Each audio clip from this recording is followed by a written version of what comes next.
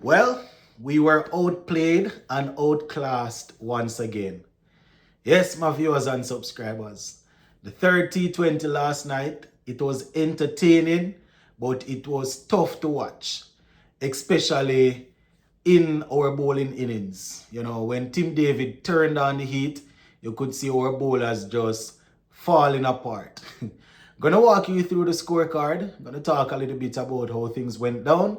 We saw a century from Shea Hope and we saw a century from Tim David, which led Australia to victory. So just give a listening ear until the end. If you were lucky enough to see the game, you can let me know your thoughts in the comment section. So, yes, my people, it was a night where the ball spent more time in the stands than on the actual ground. I tell you, boy, six is like dirt, man. So, Shea Hope lost the toss once again, and he was asked to bat. We did pretty well in the power play. You know, we came out of the power play without losing a wicket. We finished 66. Yes, my people, 66 is what we got out of the power play. 66 without loss, without any wickets down. So Brandon King and Shea Hope doing pretty well to navigate the Aussies through that little period there. Nice little partnership both men put on. We actually put together 125 before we lost the first wicket. 125, my people, in 125 for one, and that was at the 11.4 over. Yes, 11.4 overs in is when we lost the first wicket. And from there you can see that, you know, we didn't really go on to push out to get the amount that we probably would have liked. We ended up getting 214 for 4. 214 for 4 off our 20. You know, so once again, the last 5 overs, a little better than the last game when we got 30 odd from it. I think we got about 49 or something like that from the last 5 overs. Still not as, you know, the amount of runs that you want coming out of those last 5 overs. So as I said, Brandon King and Shea Hope did pretty well.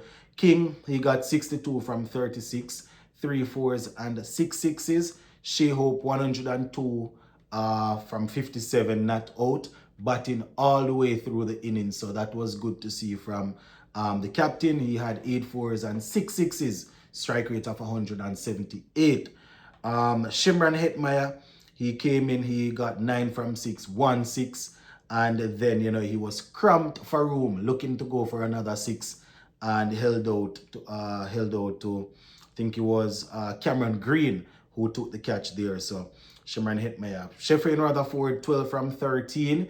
He came in and he was looking to just stroke the ball around, facilitate what Hope was doing.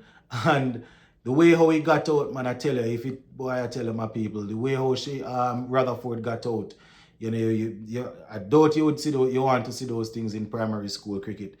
You know, he basically drove the ball down the ground. It was a full toss. So I can understand he was frustrated, missing out on the full toss. But, you know, he just drove the ball down the ground and just barely jog off and, you know, was run out, my people. So I tell you, run outs happen in cricket, but you definitely don't want to see it like how he got out. Ravman Powell, another tough night out there, 9 from 5, right? 9 from 5, 2 fours.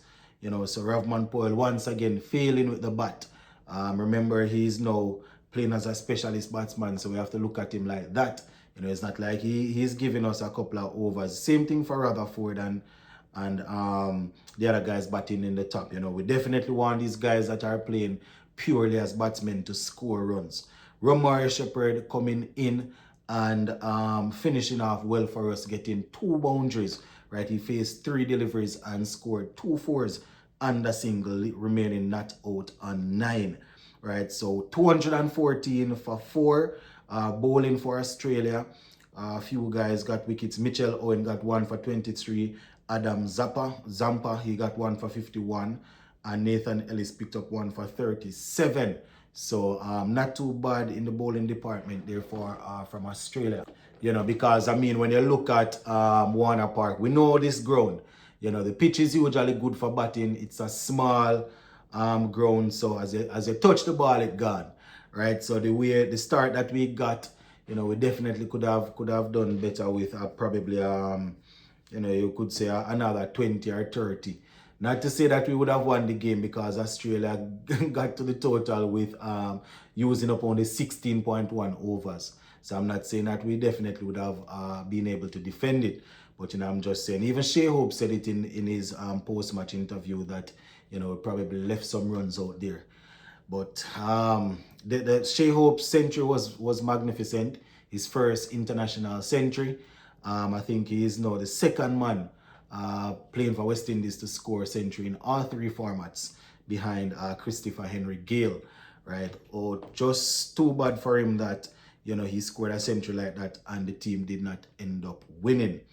Australia now, 215 for 4. West Indies picked up a few wickets early, but then they ran into Tim David. At one point, Australia were 61 for 3 and then 87 for 4. From 87 for 4, they went all the way up to 215 for 4. Everything that our captains threw at them, they had an answer for it. Usually would use Moti to control the middle. They took down Moti quickly. I think one of Moti's over went for, I think it went for 28. One of them, if I'm not mistaken, 28. Akil Hussain was also roughly treated. So the spinners that we usually use to control the middle, they were dealt with harshly. The youngster Jediah Blades, he also went for some runs. Unfortunately for him, by that time the game was already gone, but a catch was, well, not even put down. Ravman Paul took a catch right on the boundary and stepped on the rope there. So, no wickets there for Jediah Blades. So let's just walk through Australia's batting. Mitchell Marsh at the top, 22 from 19. Glenn Maxwell was run out by Brandon King. It was very, very good work by Brandon King and Shea Hope to get rid of him. Josh Inglis 15, Cameron Green 11, and then it was just the Tim David and Mitchell Owen show. Tim David 102 of 37. Yes, he had 11 sixes and 6 fours. Strike rate of 275. Owen got 36 from 16 with 3 sixes and 2 fours. Now bowling for West Indies, Jediah Blades opening the bowling for us, 3 overs, 40 runs. I think his first over went for 16. Jason Holder, he had 1 for 35 from 3. Akil Hussain, 4 overs, 39 runs. Romario Shepherd, he came in when we needed him and provided us with a couple of wickets, 3.1 overs, 2 for 39. Gudikish Motis, 2 overs, cost him 38. Raston Chase bowled 1 over for 23. Not too sure if it was the smartest idea at that time when he came on, but it is what it is, my people. They are better than us. They are better than us. We watch the game and we hope that we can find something and we can come up with a winning formula, but they are better than us. That's just the reality. It's just the reality, my people. They are better than us.